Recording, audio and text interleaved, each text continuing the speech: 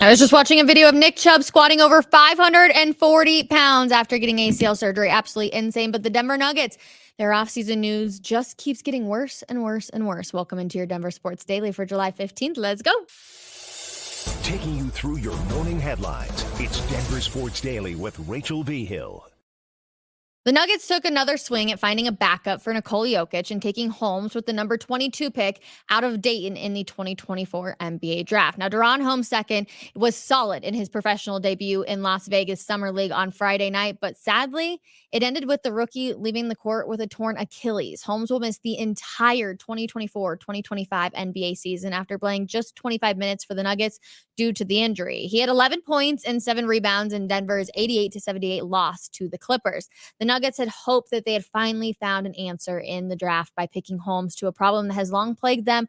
A big who could slide in as power forward and center, and getting a rookie to do it right away would only help Nikola Jokic. But unfortunately, we will not be seeing Daron Holmes anymore. This was a massive blow for the Nuggets. I couldn't believe it when I saw it come across my timeline on Friday night. Just sucks. I feel like everybody was so high on Daron Holmes. So obviously we are sending good vibes for a quick and speedy recovery to him, and we look forward to seeing him on the sidelines to cheer on the Nuggets this season, and can't wait to see him get back out on the court. Now, speaking of Nikola Jokic, the 3-time MVP led Serbia as they held on for a 79-67 win over France in an exhibition contest in Lyon on Friday. In Serbia's first public warm-up game ahead of the 2024 Paris Olympics, Nikola Jokic's squad took on the hosting nation in a match full of NBA players. But it was Nikola Jokic who took over, like we all know and love that he does here in the Mile High Skitty. He scored 20 points on 8 of 13 shooting while also snagging 12 rebounds. There's that double-double again. And Serbia dominated most of the game, but the score remained close as Serbia struggled at the line, hitting just 12 of their 23 free throws. All whistled seemed to be bad news for Serbia as Jokic fouled out with a few minutes to go when facing Victor Wembanyama, who also fouled out. But Serbia, who struggled all game, like we said, without Jokic on the floor, hit a few big threes to hang on for the win. So it was really cool to be able to see Jokic get back out there. He looks good. He seemed like he was having fun. And of course, we'll see what ends up happening in the Paris Olympics, which you guys literally is so stinking close. It's going to be here before we know it. Our very own Jake Shapiro is actually going out to Paris for his honeymoon to go watch the Olympics. So I'm hoping I can steal a few photos that he posts. So I'm really excited for him. We're going to have to catch up with him one more time before he heads out to see where he's going to be going, who he's going to be watching, all that kind of jazz. But yeah, good for Jokic. Always happy to see him out there. But you guys, let's get on to college football. Let's go. Do we all remember the quote that said, "I sat down with ESPN today and I don't care if they hear it in Boulder." That's what Jay Norvell said. He said, "I told them that I took my hat off and took my sunglasses off when I said I talked to grown-ups. I take my hat and sunglasses off." Yep, that's what my mother taught me. How could we all forget the quote that essentially sparked so much controversy leading up to last year's Rocky Mountain Showdown? What happened out at center field when the two coaches said hello? I guess we'll never really know, but it was obviously clearly a shot at Coach Prime, who usually wears a hat and sunglasses during all of his press conferences and his interviews. And Sander responded by giving out sunglasses to troll Novell last year. But he also thought that it was a shot at the way his mother raised him, which, of course, nobody likes that. So the Showdown did live up to the hype, an epic 2-overtime thriller that the Buffs eventually won 43-35. One of the craziest games I've ever been to. Boulder was insane. I can't wait for this year's. It was absolutely one of those games where I feel like no matter the outcome, you were just so lucky to be able to watch it. I obviously graduated from CSU. So for me to be like, oh my gosh, this is still such an incredible game, even though the Buffs won, tell you just how good that actual game was. It was so much fun. But in the post-game handshakes, Norvell tried to tell Sanders at the line that it wasn't about his mother. So Coach Prime said he didn't believe him. And well, flash forward to this year, and the game will be in Fort Collins in mid-September. Yes, I can't wait to get back up to FOCO. But at the Mountain West Media Days in Las Vegas, Norvell was asked about Coach Prime again and offered a brisky response. Take a listen. Because you're facing Colorado again this year, has your feeling changed in regards to Deion Sanders and the respect factor regarding the controversy? I don't have any feelings for Deion Sanders. I really don't. I don't think about Deion Sanders. and unless you guys ask me a question about him, so no, nothing's changed. I think it's kind of funny that I don't think about Deion Sanders unless you guys ask me a question about him. And do I believe that? Yeah, probably. I don't think that he's sitting around thinking about Deion and how they can possibly beat him. They have many other games on the schedule as well. But the having to get a chunk of water or a drink of water, right, as the word Colorado came out, definitely made me a little like, okay, this is a soft point for you, just a little bit. But I can't wait to see what's going to happen out on the field, of course, because that's what it's all about. So instead of going for that quote unquote fresh start in 2024, Jay Norvell isn't backing down, which I don't blame him. We love the fact that there is a rivalry now going on between the two schools. That feels a little bit extra, but this is supposed to be sports hate between the two schools, of course. So Jay Norvell, obviously, earlier this year said, we get to go get him in our stadium this year. It should be a great atmosphere. People are excited about the game. I am. I'm really freaking pumped about the game, and it should be an incredible night. 5:30 p.m. ESPN, September 14th. We will be there. It's going to be so much fun. I cannot wait for another edition of the Rocky Mountain Showdown. Okay, so let's move on to the MLB now, because there is tons to talk about when it comes to the Colorado Rockies, who ended up taking the University of Georgia stud Charlie Codon with the number 3 overall pick in the MLB draft on Sunday night.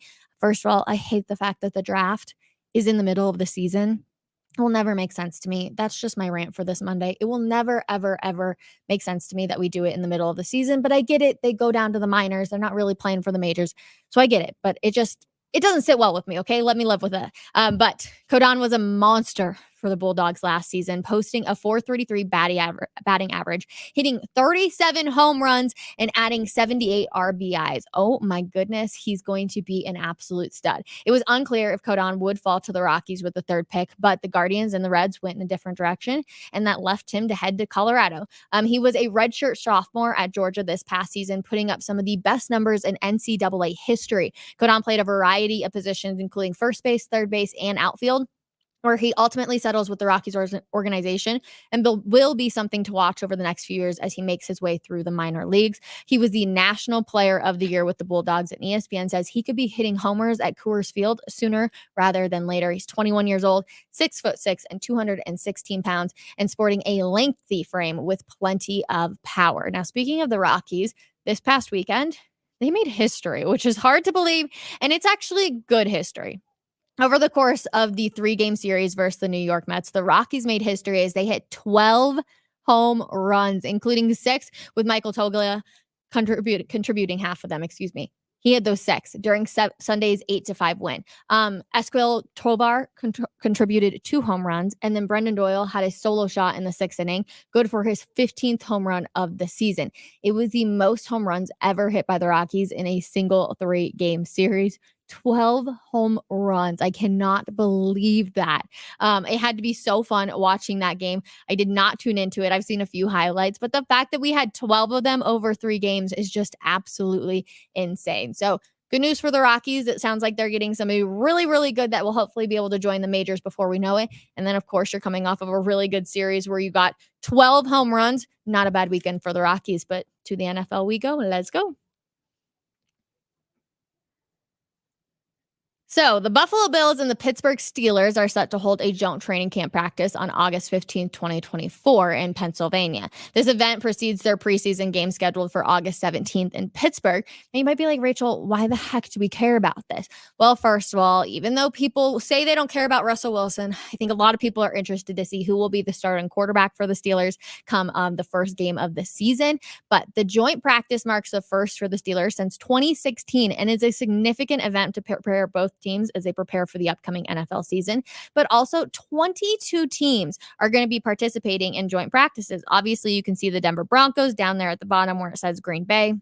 That'll be here in the Mile High City, which will be really exciting. And that'll be August 16th as they prepare for their preseason game. But a lot of teams are going to be doing it. And I actually think that it's really cool to kind of see a list of all of these teams, where they're going to be traveling, who they're going to be with. We always get so many good, clips and media sound bites and all sorts of stuff whenever there's a joint practice. Plus, I think it is a little bit of time for these players to kind of just hang out for a second, right? It's like a field day kind of at the end of the season where, yes, you are going up against a different team, but it's also still preseason. So nobody's trying to get hurt. But I will say it happens every single year. There's at least one fight Every single year there is one fight, and it always sparks major controversy, and everybody's like, oh, who's to blame and all that kind of jazz. So it's fun. Definitely just another one of those interesting things, though, as 22 NFL teams. I'm wondering who with the other 10 teams are going to do and why they're not doing one. I've always wondered why management would be like, no, we don't need to do it. So just a little interesting tidbit.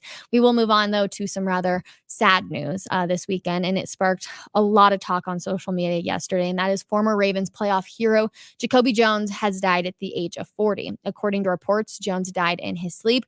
No cause of death has been announced. Jones is known for the Mile High Miracle, a game-tying 70-yard touchdown catch versus the Broncos in the 2012 playoffs. He would later score 2 touchdowns in Super Bowl 47, including the longest play in Super Bowl history, a 108-yard kickoff return. Ravens coach Daron Holmes paid tribute in a statement released Sunday. His spirit, enthusiasm, and love for people were powerful. He was a light. My favorite Jacoby personal moment was every time I saw his smiling face full of joy. We all remember it here in the Mile High City. And yes, they do, in fact, call it the Mile High Miracle. I was actually at that game. It broke my heart. It was on my birthday. But to know that we actually got to see Jacoby Jones and that moment, we obviously send our condolences to him, to the entire Ravens organization, and to his family and friends, as well as he again passed away at the age of 40. Okay, we will move on now to Miami because things got a little crazy this weekend as well. So in case you missed it, fans were climbing over walls and into ventilation shafts to get into the Hard Rock Stadium and are essentially being blamed for the delay of the Copa America final on Sunday night in Miami. Climbing into the ventilation staff. Yeah, you heard me say that right. You can see the crowds. And here's the thing. It wasn't just people that were coming out that had tickets to the game. A majority of these people, in fact, did not have tickets and were just trying to get in to watch the game. We've got a few other pictures that you can see. People are literally getting trampled. There were a ton of arrests. There were a ton of people that ended up in the hospital. We even have one more picture for you, and I'm confused. And it could be an emotional support dog, so don't get me wrong. But this person has a dog. And I'm like, this is scary. First of all, you should have put the dog in the backpack because this just looks terrifying. The dog could get loose. Like, things were just getting a little bit crazy. I saw pictures with babies, like newborn babies that were out there. Just absolute madness down there in Miami. Tons of stuff going on. So, of course, anybody that got hurt, I hope that they are okay. But the match eventually got underway 75 minutes late and saw Argentina beating Colombia. The Hard Rock Stadium went on to say unruly fans without tickets tried to break into the stadium. And at one point, gates were open to all fans to prevent stampedes and serious injury at the perimeter before being closed to everyone. The stadium said it is disappointed some fans with tickets did not make it in and say it will work to address those individual concerns. I can't imagine having tickets, not being able to get in because of such madness. Just crazy. Again, I'm just happy and hope that anybody that was hurt is okay and that there weren't any other injuries or anything like that. So that's going to do it, though, for our Monday. Let's see. Let's see. Morning, Rachel. Countdown to spring training, countdown to wedding bells. Spring training, are you talking about training camp? Because spring training is definitely a ways away, but training camp will be here in 9 days. I can't even wrap my head around that. That is crazy. July 24th for the media, July 26th for all of Broncos fans. That's the first time that they can get out there, see Bo Nix throwing some balls. But yes, countdown to training camp for me and countdown to wedding bells. It's all going to be here before we know it. Let's see. Good morning, Rachel. Once again, sharing Monday Madness with a smile. Yes, plenty of good stuff to talk about. Some obviously sad stories that we never want to be talking about, but there was also a lot that happened this weekend. So, and then really sad to hear about Jacoby Jones. Yes, I think a lot of people were really taken back by that because he obviously passed at such a young age. Like I said, we do pass along our condolences to all of the Ravens organization and to all of his family and friends as well, because 40 is far, far, far too young. But that's going to do it for this Monday edition of Denver Sports Daily. Thank you guys so much for spending a little bit of time with me. Solo episode again. I love that you guys are loving them on Coffee Break so much. It brings me so much joy. But there have been a lot of talk about, could Javonte Williams actually get released from the Denver Broncos? We are going to dive into that on Coffee Break. I'm going to give you why I think he might or might not get released from the Denver Broncos ahead of the season. So come hang out with me, 12 p.m. Mountain Time. Solo session again, and we will see you guys then. Bye, everybody.